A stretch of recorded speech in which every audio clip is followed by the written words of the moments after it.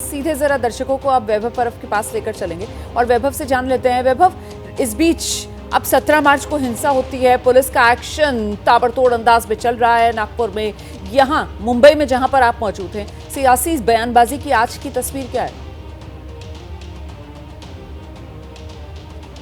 जी बिल्कुल, सियासी बयान तो रोज हो रहे हैं और विवादित बयान सामने आ रहे हैं। देखिए, कल देवेंद्र फडणवीस ने महाराष्ट्र के विधानसभा क्षेत्र 17 में जिस प्रकार की भाषा की है कि आरोपी कहाँ भी छुपे हो, वो कब्र में क्यों न छुपे हो, उनको ढूंढ कर लाएंगे, इस प्रकार की अब भाषा यहाँ पे हो रही है। यानी महाराष्ट्र सरकार है वो अग्रेसिव मोड पर है। कहीं भी जिस प्रकार से पुलिसों पर हमला हुआ है, एकनाथ शिंदे हो या फिर देवेंद्र फडणवीस हो या फिर अजित पवार की पार्टी, इसके खिलाफ बार बार बयान देती आ रही है, लेकिन इसके खिलाफ विपक्ष भी यहाँ पे आक्रामक होते हुए नजर आ रहा है। शुरुआत से हमारे इस लाइव के दौरान रोहित पवार मौजूद रहते हैं। रोहित जी, क्या आप इस पर टिक्का टिप्पणी करना चाहते हैं कि जिस प्रकार से बयान सामने आ रहे हैं, देवेंद्र फडणवीस बोल रहे हैं कब्र से बाहर निकाल कर हम ढूंढेंगे, क्या इससे सहमत है आप? देखो, यहाँ पे सिर्फ राजनीति हो रही है कि जिस तरीके का उत्तर होम मिनिस्टर साहब ने दिया है वो योग्य नहीं है। और दूसरी बात, हम क्या बोल रहे हैं कि सीपी जो है नागपुर के, वो कुछ अलग बोल रहे हैं। वो बोल रहे हैं कि ये नेचुरल था, ये कुछ प्री प्लान नहीं था। और अगर आप परसों का निवेदन देखें मुख्यमंत्री साहब का, वो बोले कि ये प्री प्लान था। तो हमने जो प्रश्न पूछा कि ठीक है, ये प्री प्लान होगा अगर आप कह रहे हो, तो आपका इंटेलिजेंस फेल कैसे गया? अगर आप इंटेलिजेंस को मालूम था और फिर भी वहाँ पे अगर दंगल होती है, तो फिर आपने जानबूझ के उस दंगल को होने दिया। तो ये जब प्रश्न पूछने के बाद कल का उत्तर उनका जो आया, वो बहुत गोल गोल जैसा उत्तर। ये भी कहा कि उस पर आयात नहीं जलाई गई थी, कि जिस प्रकार से पहले बवाल हुआ था कि आयात जलाए, इसके लिए कुछ लोग, दूसरा गुट वहाँ पे मौजूद हुआ, नारेबाजी की, फिर पुलिस ने वहाँ पे कोई दखल अंदाजी नहीं की। पर आज उन्होंने कल बयान दिया है कि आयात ही नहीं जलाई। मतलब उसका वही कहना है कि अगर आप कल देखो तो आरएसएस के जो पदाधिकारी है, वहाँ पे उन्होंने कहा था कि ये जो विषय चल रहा है वो योग्य नहीं, मतलब संयुक्तिक नहीं है। वहाँ पे आरएसएस ने बीजेपी को वहाँ पे डिस्टेंस किया, तो उसके बाद शायद बीजेपी का कुछ स्ट्रैटेजी बदल गया होगा, इसलिए स्टेटमेंट बदल गया, ऐसा हम सबका कहना है। वहाँ पे अगर आप देखो कि देवेंद्र फडणवीस साहब वहाँ पे बोले थे कि शिष्टाचार या जो भी, अगर एक आध व्यक्ति जो पद में, उसने जिम्मेदारी से वहाँ पे बातचीत करनी चाहिए, या वहाँ पे जो भी शपथ लेते हैं उस तरीके से वो बिहेव भी करना चाहिए। लेकिन ये बहुत लेट बोल रहे हो।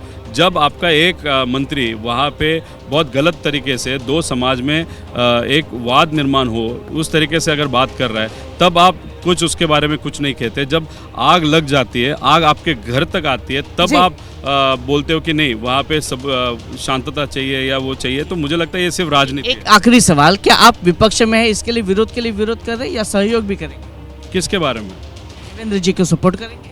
किसके बारे में? इस प्रकार की भाषा कर रहे हैं कि कब्र से निकाल के ढूंढेंगे। नहीं, देखो, हमारा ये कहना है कब्र से निकाल के ढूंढोगे, अगर कोई और उसके जिम्मेदार होगा तो क्या होगा? तो ये जो भाषा है। और दूसरी बात, औरंगजेब के कब्र अगर डायरेक्टली अगर बोलने के, यहाँ पे हम कुछ कर सकते हैं कि नहीं? कर कौन कर सकता है? राज्य सरकार और केंद्र सरकार कर सकता है। करेंगे आप? नहीं, हम बोल रहे हैं कि करना है ना तो आप करके दिखाओ, लेकिन हमारा विषय है जो महाराष्ट्र हित के विषय है, जो आज चर्चा में नहीं आ रहा है। विपक्ष की तरफ से एक ही लाइन ली जा रही है कि साहब, असल मुद्दों से ध्यान भटकाने के लिए इस तरीके के मुद्दों को हवा देने का काम खुद सरकार की तरफ से किया जा रहा है। ये कहकर विपक्ष लगातार महाराष्ट्र सरकार को ही कटघरे में खड़ा कर रहा है। वहीं महाराष्ट्र के मुख्यमंत्री देवेंद्र फडणवीस दावा कर रहे हैं औरंगजेब का जो पुतला जलाया गया था उस पर कोई आयत नहीं लिखी गई थी, और साथ ही उन्होंने चेतावनी दी कि जिन्होंने पुलिस पर हमला किया उनको कब्र से भी खोदकर निकाला जाएगा। ज्यांनी पोलिसांवर हल्ला केलेला आहे त्यांना कबरीतने खोदून काढू, सोडणार नाही। समाज असं नाही, पण काही लोकांनी हा जाणीवपूर्वक केलेला त्या ठिकाणी लक्षात येतो।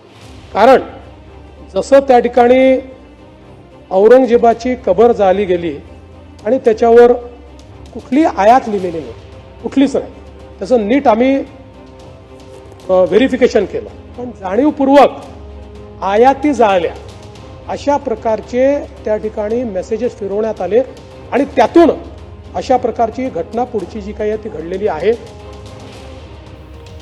सीधे आपको लेकर चलते हैं, हमारे सहयोगी लगातार हमारे साथ मौजूद है। एक बार फिर से वैभव परब का रुख करते हैं। वैभव, ये जो बयान देवेंद्र फडणवीस की तरफ से दिया गया, उसमें जो हिंसा क्यों फैली इसकी वजह बताई जा रही थी, उसी पर मुहर एक तरीके से यहाँ पर देवेंद्र फडणवीस की तरफ से लगाई गई कि साहब, ये भ्रम फैलाया गया और उसी वजह से, अफवाह की वजह से ही हिंसा फैली। इस पर विपक्ष की तरफ से क्या कहा जा रहा है?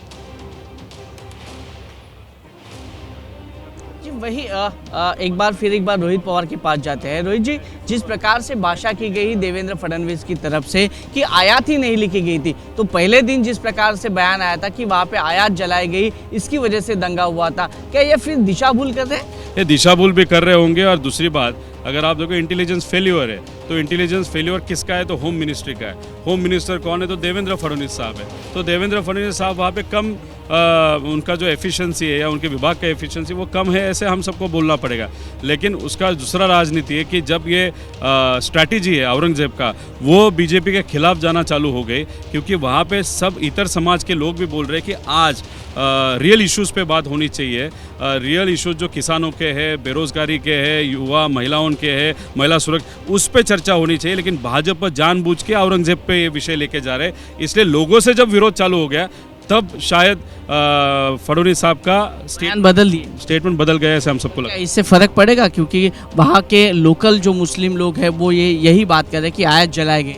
नहीं, देखो, मुस्लिम बोल रहे हैं क्या नहीं मालूम नहीं कि, लेकिन सामान्य लोग जो है, कॉमन मैन जो है महाराष्ट्र का, वो डेफिनेटली ये कह रहा है कि भाजपा या बीजेपी जानबूझ के इस तरीके का वातावरण कर रही है, क्योंकि जो रियल इश्यूज है वो बाजू को रहने चाहिए, ऐसे लगता है। जी बिल्कुल। देखिए, विपक्ष बार बार इसी बात को दोहराता हुआ कि साहब जानबूझकर जो सरकार है महाराष्ट्र की, वो इस तरीके के मुद्दों को हवा दे रही है ताकि जो असल मुद्दे हैं उन पर जनता का ध्यान ना जाए, उनसे जनता का ध्यान भटक जाए।